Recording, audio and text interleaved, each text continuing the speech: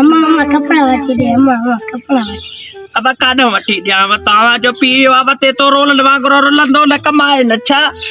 ईद बि कपड़ा वठी दे ईद जे लाइ हा बजाबा मूंखे बि तव्हांजो ॾुख ॾाढो आहे पर मां काॾो आणियां ईद में बाक़ी बतायो 8 ॾींहं ख़बर न आहे इहो खुदू वियो त वियो काॾे सॼो ॾींहुं वते तो जुआ खेॾंदो अबा छा कयां हे ॾिस तूं वेंझे बि कोन थो न तोखे त ख़ुदा जी का मार पवे साम्हूं कोन थी न वेंझी अचु हे ॾिस कहिड़ो मुंहिंजो प्यारो पुटु आहे मां ते वियो पीउ ते वियो आहे बागा पीउ ते अलाए काॾे वियो इहो निभागो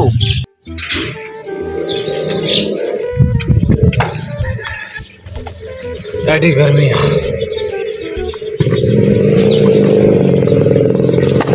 पानी भी भरे नथी रखे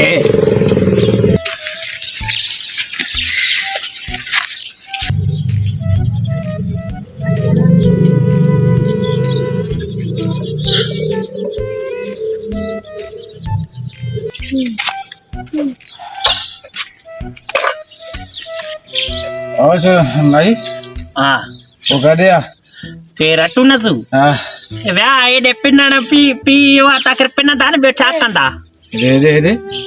मुझे ॿारनि खे पिनाई दी तूं हाँ मुझे कुलनि ॿारनि खे पिनाई दी तूं कमाईंदे न तव्हांखे ॿार पिनंदा न ॿियो छा कंदा मुंहिंजी ॻाल्हि ॿुध रोम बटे ते रोज़ी न लॻी हा मानी खणी बटे ते रोज़ी न लॻी हेॾो अची धप थो अची चर्स छिकी आयो वरी बटे ॾे वेह तूं हा अब तव्हां अंदरि वञो हे पीउ जे प्रकारनि में पवंदा तव्हां बि ख़राबु थींदव हेॾे वञो वञो पुट हेॾे वञो अंदरि वञो हेॾे मुंहिंजे पुटनि खे छा थी पढ़ाए हाँ पढ़ाया थी या त बि अहिड़ो थी वियो त पुट बि अहिड़ा थींदा मां बलकश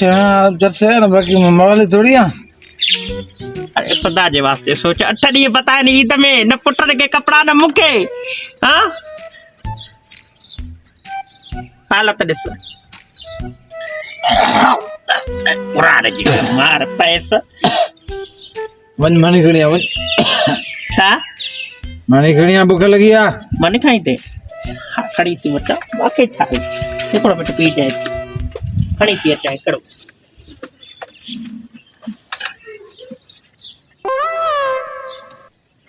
हाँ बिस्मिल्लाह कयां पंहिंजे मुड़ुस जे लाइ हा वठी मानी खा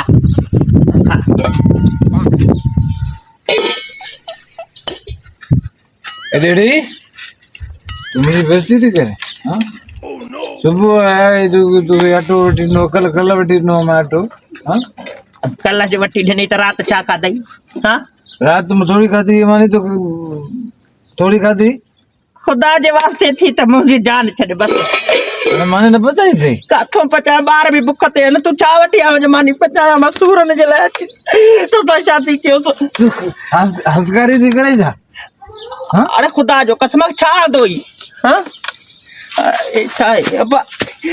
खुदा जी ॿार पे अहिड़ो मुड़ुस मिलियो आहे नशाई कुझु त वकुर खुदा जी का मार पैस नशे वारे में पाती अबाड़े यार अबा कुरान जी बात करता यार अबा कुरान खुदा जो ड्रोइंदी वो काॾे वाड़े ने मानी मुखे वाट दाए तू त नशो तो करे कमाए में कोन त मानी काॾे वाड़या मवाली माण्हू खे भुख नथी लॻी सॼो ॾींहुं होटलनि ते वेठो आहियां आप चाहे तो पिया खुदा जो कसम कुछ काॾे वाड़या न घर वारी वाड़या निकिरी वञ पंहिंजो पी ॾे वञ न खपे वारे घर में रहे थी न छा कयां मौलन जो घर छॾे तो वटि अची आयो पर पीओ छा जो मूंखे ॾिनई अरे बच्चन जो छा थी दई मूंखे बच्चा मूं सां वठनि मां बच्चनि जे लाइ ऑटो खणी ईंदुमि पंत निकिरे अब निकिरे